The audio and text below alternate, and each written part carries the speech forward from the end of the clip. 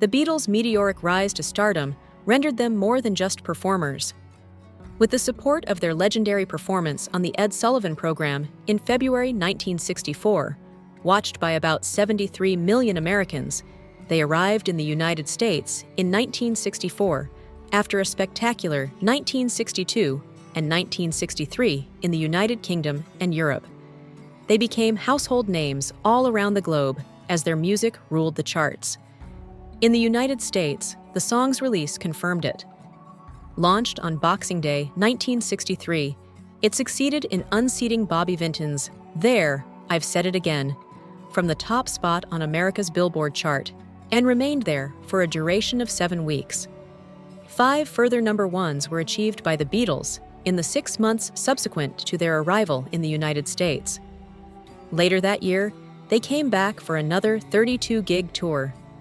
By then, Beatlemania had really swept the United States.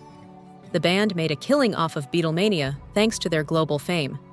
A Hard Day's Night, the band's debut feature film, was set to be shot 1 month after they arrived in the United States. The Richard Lester-directed film followed the lives of Paul McCartney, George Harrison, Ringo Starr, and John Lennon as they acted out 2 comedic days leading up to a TV performance. They collaborated on the film's music as well, creating their 3rd studio album with the same name. It was groundbreaking since it was the first Beatles album to include only original compositions. Regardless, rumors circulated that the band might not use their original voices in the film. Even though the band had already won over millions of Americans earlier that year with their Scouse dialect, many were worried that it wouldn't work in the US. So, they suggested that their lines be dubbed with mid-Atlantic accents.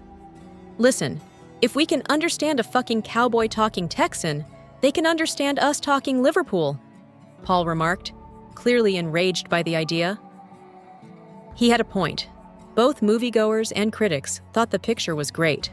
Notable American reviewer Roger Ebert praised it as one of the great life-affirming landmarks of the movies upon its premiere on July 10, 1964, in conjunction with the album. One of the smoothest, freshest, funniest films ever made for purposes of exploitation, Time magazine said in its review of A Hard Day's Night. With almost $20,000 in its first week of availability, it broke records at the London Pavilion.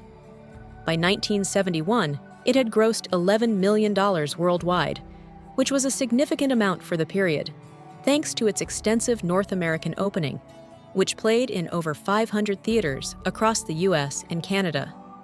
Regarding the film, Chris Ingham said in his book, The Rough Guide to the Beatles, "The Beatles' first movie was immeasurably better than it need have been, thanks to several factors. One among them was the wonderful transposition of the Beatles' inimitable charisma and energy, the very qualities that had enticed George Martin to sign them to screen, and by extension, to the world.